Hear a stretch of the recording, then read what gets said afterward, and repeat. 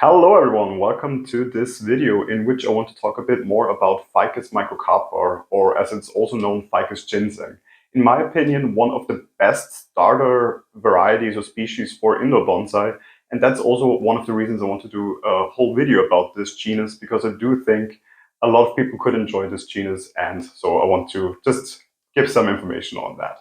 So what you can expect from this video is to get an understanding of Ficus microcarpa. This also includes how to best grow it as an indoor bonsai, what are soil and watering conditions you should keep it in, what are general light requirements that, for example, it has, what are common pruning and training techniques for Ficus ginseng, how should you fertilize it. So many different questions I want to pack into this video simply to give you an idea how to best deal with this species. I will put the chapters in the description, so if you are interested in one specific point, of course, feel free to check out the description and just jump ahead to that section that interests you the most. But I would start right now with just a quick overview of Ficus microcarpa. Next to me here, I have the two trees that I have that are Ficus microcarpa. You can see already from the beginning some similarities between those two. So often with Ficus microcarpa, what you actually get is these crafted trees. So you have the Ficus Microcarpa variety actually on top, which is the one with the smaller leaves. And as a base, you have a different species or a different Ficus variety that is faster growing and produces bigger stems and bigger roots. That, of course, is done in order to give the tree already an older looking feel and look. So you have then the very strong root base or the strong base of the tree, and then the thin and small leaves that, of course, we expect to have on a bonsai. I should also mention that in the field of bonsai, many people don't really see Ficus ginseng as a full bonsai because it is crafted and because you have this very bulbous root as the base of it. However, in my opinion, especially for a starter tree, I would highly recommend them. They are very hardy, and you can test a lot on them. So you can really experiment, get your hands on a tree, make mistakes. It's quite forgiving, so especially for starters and beginners, I would definitely still recommend this tree nevertheless. And in my opinion, I do see it as a full bonsai, because you can still style them, prune them, give them a desired shape that goes then away from this usual shape in which you find them in many garden centers. So what are common indoor growing conditions in which you should normally keep the tree?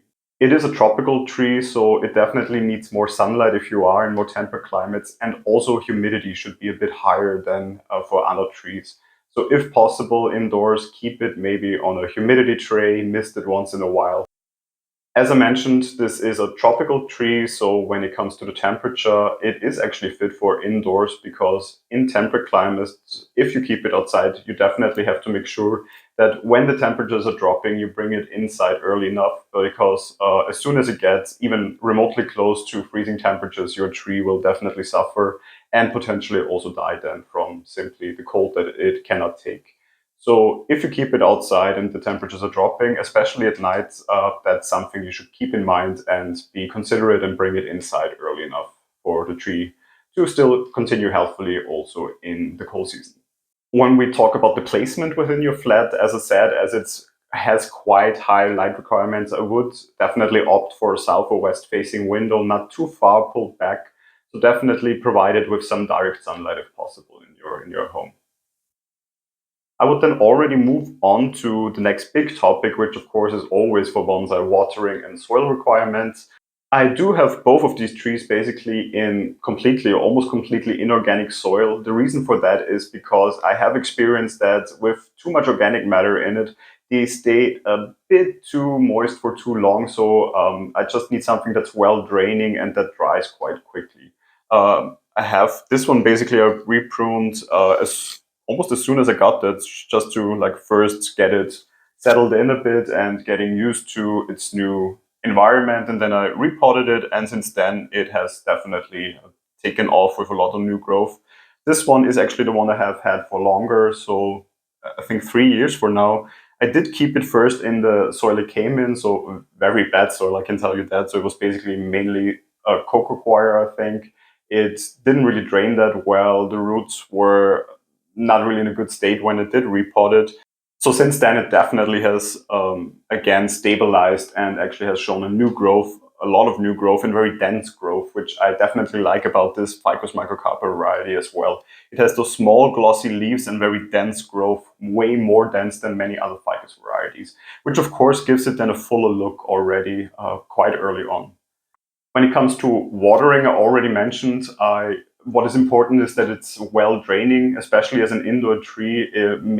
Make sure that it doesn't stay in wet soil for too long. Especially in the cold season, it can happen that it will develop otherwise root rot. So be a bit mindful of that. Rather opt for well draining soil, as I said, with a lot of or a high percentage of inorganic matter in it. Definitely something I can recommend. It improved the health of my trees tremendously. So another big point, of course, is fertilizing. The way I'm fertilizing these two is with liquid fertilizer, now in growth season, basically every 2 weeks. And in cold season, when I do see that the growth is starting to be less and less or completely stop, I mainly would still fertilize, but I would cut it back to maybe once a month. And if there's no new growth at all, I would probably simply leave the fertilizing until I see new growth. So in cold season, definitely pull back a bit on the fertilizing, but in summer, of course, the trees do need those nutrients. So feel free, of course, to give them whatever they need to grow and be healthy. One more really big point, of course, is pruning, and more specifically, then also shaping the tree.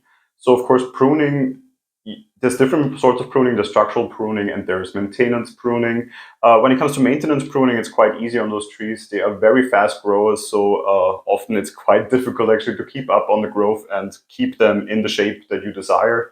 When it comes to structural pruning, as it is ficus, it's very forgiving. It is very prone to backbud, which means like if you cut it back, it also shoots out new growth from below that cutting point. So it's very easy. If you, for example, in the first tries on this tree, make some mistakes, to later on still correct those mistakes. As I said, one of the reasons I do believe this is a great tree for beginners, because it is so forgiving also when it comes to pruning. When it comes to wiring, you can see on this one here right now, there is a lot of wire.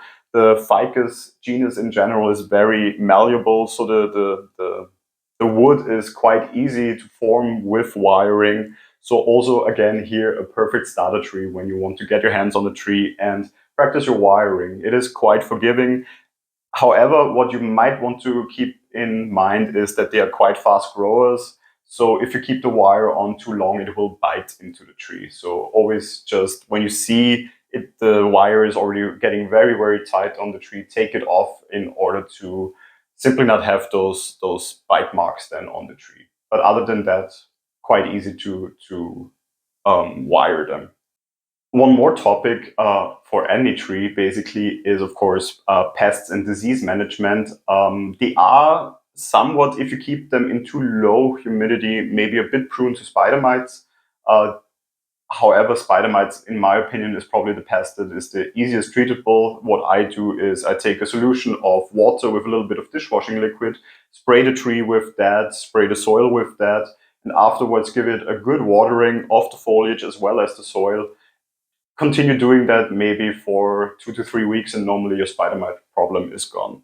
Other than that, pest-wise, I never really had any problems with that. As I said, I keep it now in very light soil, so I don't get any fungus nets or something on that. Of course, if the soil dries out quite easily, that is not a problem. And also aphids or something like that I never had on Ficus ginseng as a variety, whereas on other Ficus varieties I had that problem before. So also probably when it comes to pests, a bit more forgiving than other ficus varieties. However, one more thing, of course, is disease management. And one big thing is here, of course, any fungal diseases, for example, which you can get, again, if you keep it in too moist soil for too long. So again, it all plays together. If you keep it in the right conditions, and if you also take care of it in a way that is beneficial for the tree when it comes to watering, feeding, and also the light sources that it gets, then normally also diseases shouldn't be a problem on this tree. What I do see is if I take big cuts on it, I make sure I don't water maybe the next 1 or 2 days, simply because I don't use paste that often on my trees. However, what you should avoid is that you have big open wounds that then get wet. because that, of course, then could lead to disease within the tree that potentially could kill your tree then. Another point is actually how should you display your ficus ginseng? And I think that is very much up to you, simply what you prefer. It is your tree, whatever you feel the most aesthetically pleasing is the way you should present it. You can see I have two completely different looking trees here. This one I have in a round pot, in a terracotta pot simply. I did like the contrast between the terracotta pot and then the very nice green foliage that is quite glossy normally. So I do like this sort of look on a tree that is definitely with the round pot completely different to this one, which is in a blue glaze pot. Still, I find this one fit better for this tree because we have this triangular shape of the trunk. And I felt like this simply fits better into this rectangular pot then, in my opinion. And again, also the color contrast between blue and green, in my opinion, works quite well on those trees. But as I said, when it comes to really how you want to display your tree, this is definitely your choice and whatever you find the most pleasing to look at.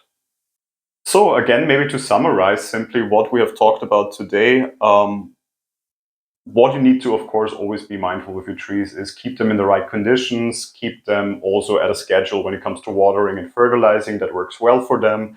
Then normally you should not have too many problems with pests. If you do, often the pests that affect ficus ginseng are quite easily treatable, so nothing to lose sleep over normally.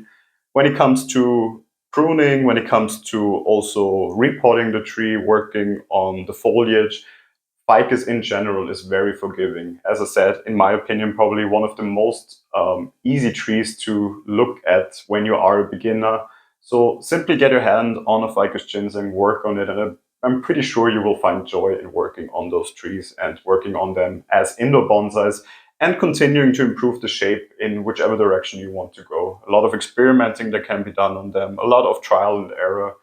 As I said, quite forgiving. So just give it a try. That is basically what I would recommend in the end to you.